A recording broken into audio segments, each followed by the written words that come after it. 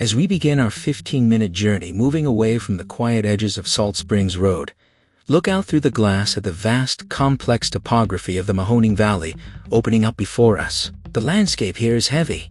It is a region completely defined by the raw elements of earth, water, and iron. We are tracing the deep ancient path of the Mahoning River, heading directly toward the historic steel town of Girard, Ohio. Look at the deep forested hillsides and the sharp dramatic drops in the elevation just beyond the pavement. Thousands of years ago, massive retreating glaciers violently carved this deep basin into the earth, creating a natural geographical funnel that would eventually dictate the entire industrial destiny of the American Midwest. Today, the trees have grown back and the air is clear.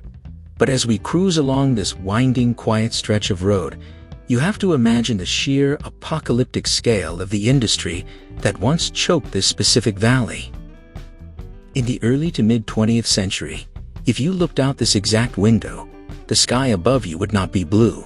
It would be a thick, bruised, suffocating canvas of heavy black smoke and bright, terrifying orange fire. This valley was the undisputed steel-making capital of the world. The banks of the river just beyond those trees were completely lined with massive, sprawling, deafeningly loud steel mills that stretched uninterrupted for miles. Massive industrial titans operated colossal blast furnaces right here, burning 24 hours a day, 7 days a week, turning the night sky into an artificial glowing daytime. Tens of thousands of immigrants from all over the world flooded into this valley, working grueling, dangerous, blistering hot shifts. They poured the molten iron that built the skyscrapers, the massive suspension bridges, and the heavy battleships of the 20th century. The immense wealth generated by that massive industrial machine built the very roads we are driving on, and it built the sturdy, heavy brick towns that cling stubbornly to the sides of this valley. As we cross over the invisible township lines and follow the road as it twists toward the city limits of Girard, look at the heavy, massive infrastructure cutting through the landscape. The river is down there in the valley, but right alongside it runs something just as powerful. Listen in your mind to the deep, heavy rumble vibrating up through the asphalt. Look out toward the clearing on the right. You can see the massive, dark silhouette of a Norfolk Southern freight train cutting through the valley, running parallel to our route. Look at the sheer, overwhelming mass of those heavy black diesel locomotives leading the charge, proudly displaying that iconic white horse logo on their flanks. They are dragging endless miles of heavy steel cars, hauling raw materials, stamped steel, and heavy freight right through the absolute heart of the Rust Belt. The sound of that deep, rhythmic horn echoing off the brick buildings and the heavy metallic grinding of the steel wheels against the tracks is the true, enduring heartbeat of this region.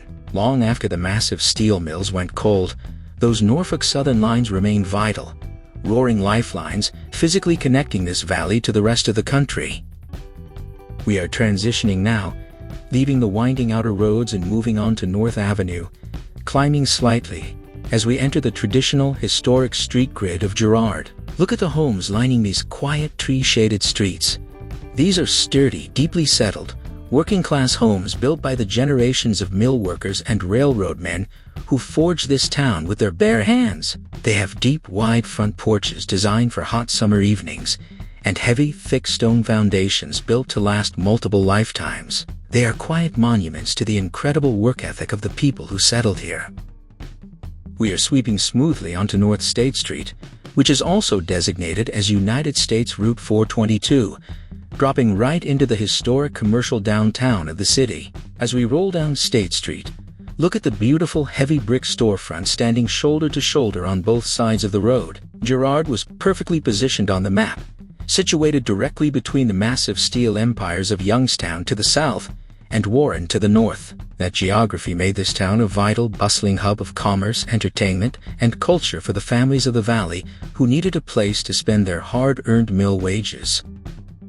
We are approaching a very specific address right now, 419 North State Street. Look closely at the classic brick building on the right side of the road. You are looking at the Pastimes arcade. From the outside, it blends perfectly into the historic, weathered architecture of the downtown grid.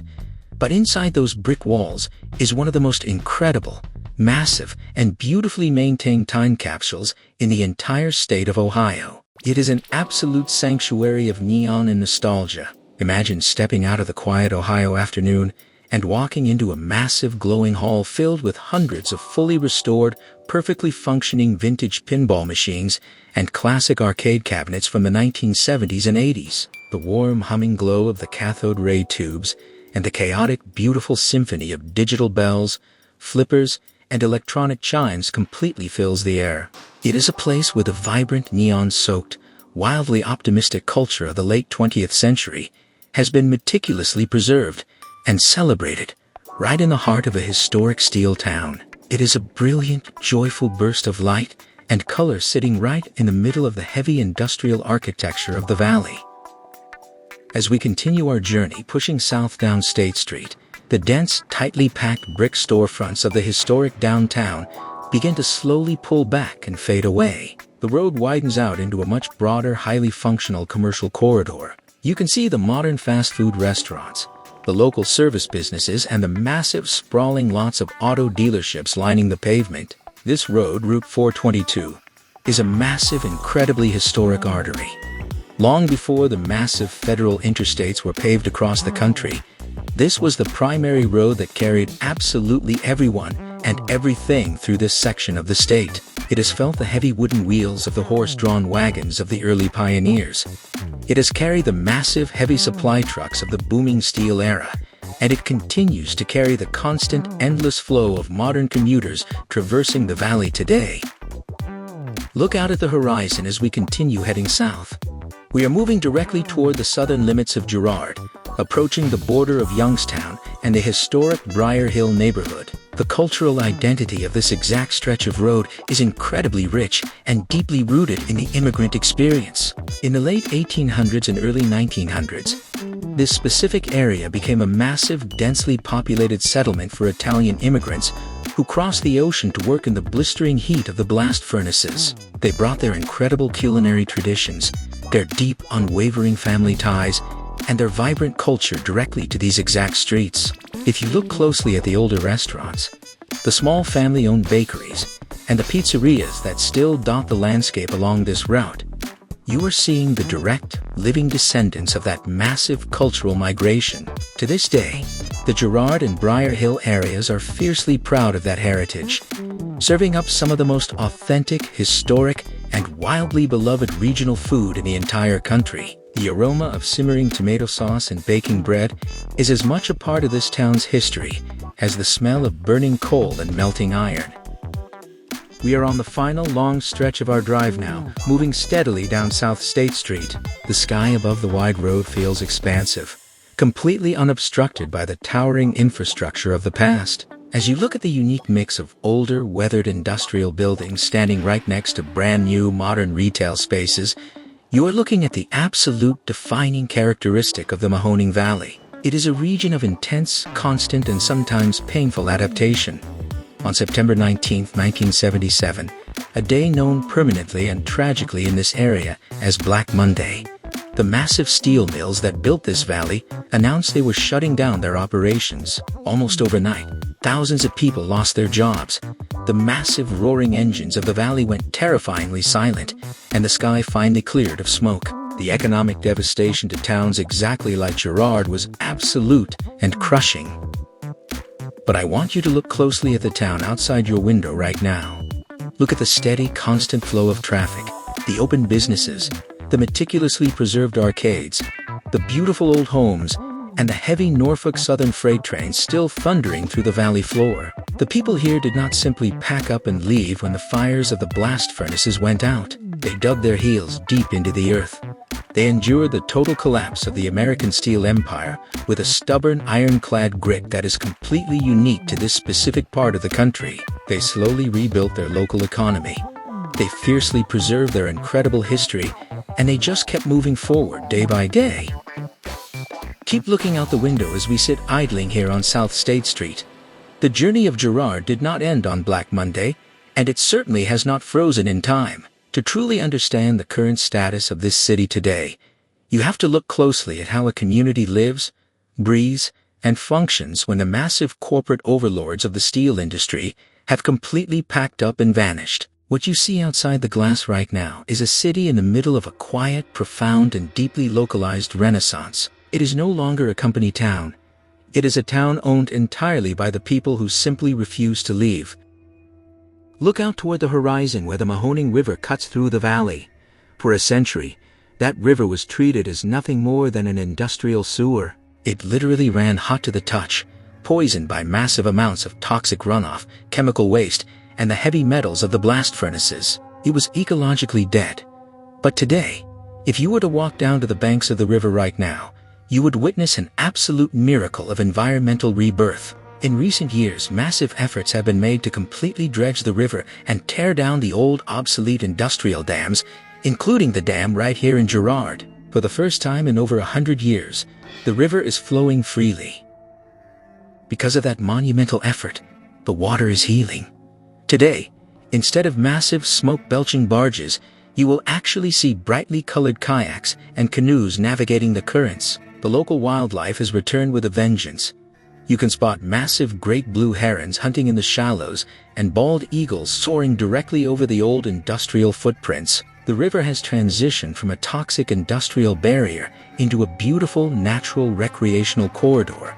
It is a massive point of modern pride for Girard, proving that even the most abused, heavily polluted landscapes on Earth can be brought back to life if the community demands it. Shift your gaze back to the modern storefronts lining State Street. The economic reality of Girard today is not built on massive, sprawling factories employing 10,000 men. The modern economy here is built on sheer, stubborn, grassroots entrepreneurship. You are looking at small, family-owned businesses that form the absolute backbone of this city. You will see local hardware stores, independent mechanics, specialty boutiques, and family diners where the owners actually know the names of absolutely everyone who walks through the front door. And you absolutely cannot talk about modern Girard without talking about the food. The deep, rich Italian heritage of this valley did not fade away. It is thriving right now, today, in the pizza shops and bakeries along this exact route. This area is famously the home of Briar Hill Pizza, a completely unique hyper-regional style created by the wives of the Italian mill workers during the Great Depression. It is a thick crust, topped with a rich, heavy tomato sauce, fiery bell peppers, and a heavy dusting of Romano cheese instead of mozzarella. People who move away from Girard will literally drive hundreds of miles back home just to get a slice of it. The survival of these small, fiercely independent food traditions is what keeps the blood pumping through the veins of the modern downtown. But to truly understand the current modern pulse of this city, you have to imagine this town on a crisp, freezing Friday night in late October. In towns like this across the Mahoning Valley, high school football is not just a game. It is the absolute, undisputed social glue that holds the entire community together. Over at Arrowhead Stadium, when the Girard Indians take the field, it feels like the entire population of the city has completely emptied out of their houses to sit in those metal bleachers. The marching band echoes off the surrounding hills. The stadium lights glow like a massive beacon against the dark Ohio sky, and generations of families huddle under heavy blankets, drinking hot chocolate and cheering for their kids. In a world that is becoming increasingly isolated and digital, that stadium represents a powerful physical community gathering place that remains completely unbroken. Of course, the modern reality of Girard is not a perfect fairy tale. Like every working-class city in the American Midwest today, it faces intense, complicated challenges. The population is older now. The massive, guaranteed pensions of the steel era are long gone, replaced by a much more fragmented, unpredictable modern economy. The young people who grow up here often have to make incredibly difficult choices about whether to stay in the valley or leave for massive coastal cities to find work in the tech sector. The city fights a constant, grinding battle against crumbling infrastructure, tightening municipal budgets, and the heavy weight of inflation that hits working-class wallets the absolute hardest. Yet, despite those very real, heavy modern challenges, the landscape outside your window is incredibly stable. The massive, apocalyptic abandonment that experts predicted would destroy the Rust Belt simply did not happen here. The housing market in Girard remains highly competitive because people actually want to live here. It is a place where you can still buy a beautiful, deeply historic, solidly built home on a quiet, tree-lined street for a fraction of what it would cost in a major metropolitan area. It is a place where neighbors actually still talk to each other over the fence, where people shovel each other's driveways in the brutal, freezing lake-effect snowstorms, and where the massive, chaotic noise of the modern world feels just a little bit further away.